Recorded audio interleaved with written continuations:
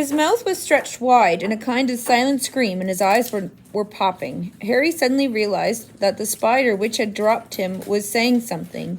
It had been hard to tell because he clicked his pincers with every word he spoke. Aragog, it called. Aragog! And from the middle of the misty domed web, a spider the size of a small elephant emerged, very slowly.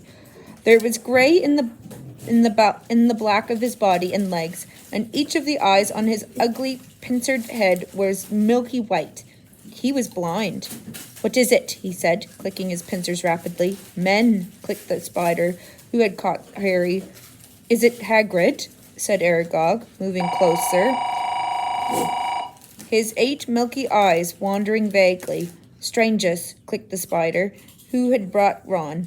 Kill them, clicked Aragog fretfully. I was sleeping. We're friends of Hagrid's, Harry shouted. His heart seemed to have left his chest to pound in his throat. Click, click, click went the pincers of the spiders all around the hollow. Aragog paused. Hagrid has never sent men into our hollow before, he said slowly.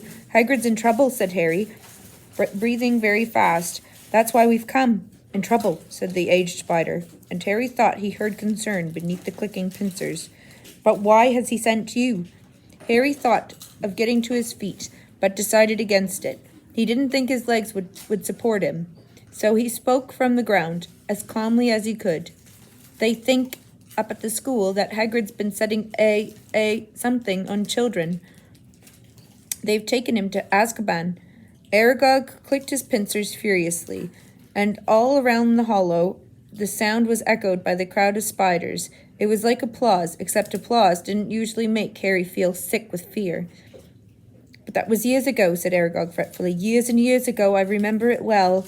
That's why they made him leave the school. They believed that I was the monster that dwells in what they call the Chamber of Secrets. They thought that Hagrid had opened the chamber and set me free. And you didn't come from the Chamber of Secrets, said Harry, who could feel cold sweat on his forehead. I, said Aragog, clicking angrily. I was not born in the castle. I come from a distant land. A traveller gave me to Hagrid when I was an egg. Hagrid was only a boy, but he cared for me, hidden in a cupboard in the castle, feeding me on scraps from the table. Hagrid is my good friend and a good man. When I was discovered and blamed for the death of a girl, he protected me. I have lived here in the forest ever since, where Hagrid still visits me. He even found me a wife, Masog, and you can see how our family has grown, all through Hagrid's goodness. Harry summoned what remained of his courage.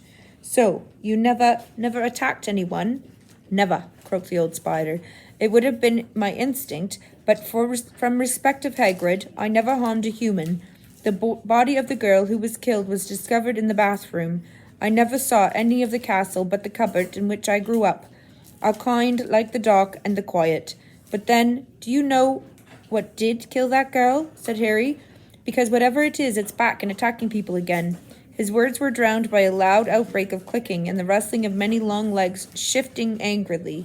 Large black shapes shifted all around him. The thing that lived in the castle, said Aragog, is an ancient creature we spiders fear above all others. Well do I remember how I pleaded with Hagrid to let me go, when I sensed the beasts moving about the school. What is it? Said Harry urgently. More loud clicking, more rustling. The spiders seemed to be closing in. We do not speak of it, said Aragog fiercely. We do not name it. I never even told Hagrid the name of that dreaded creature, though he asked me many times. Harry didn't want to press the subject, not with the spiders pressing closer on all sides. Aragog seemed to be tired of talking. He was backing slowly into his dome web, but his fellow spiders continued to inch slowly towards Harry and Ron. We'll just go then, said Harry desperately to Aragog, hearing leaves rustling around him. Go, said Aragog slowly. I think not. But, my sons and daughters do not harm Hagrid on my command, but I cannot deny them from fresh meat when it wanders so willingly into our midst. Goodbye, friend of Hagrid. Harry spun around. Feet away, towering above him, was a solid wall of spiders, clicking, their many eyes gleaming in their ugly black heads. Even as he reached for his wand, Harry knew that it It was no good. There were too many of them. But as he tried to stand, ready to die fighting, a loud, long note sounded, and a blaze of light flamed through the hollow. Mr. Weasley's car was thundering down the slope, headlamp glaring, its horn screeching, knocking spiders aside. Several were thrown onto their backs, their endless legs waving in the air. The car screeched to a halt in front of Harry and Ron, and the doors flew open. "Get Fang!" Harry yelled, diving into the front seat. Ron seized the boarhound round the middle and threw him, yelping, into the back of the car. The doors slammed shut. Ron didn't touch the accelerator, but the car didn't need him. The engine roared and they were off. Hitting more spiders, they sped up the slope, out of the hollow, and they were soon crashing through the forest, branches whipping the windows as the car wound its way cleverly through the widest gaps, following a path it obviously knew. Harry looked sideways at Ron. His mouth was still open in a silent scream, but his eyes weren't popping anymore.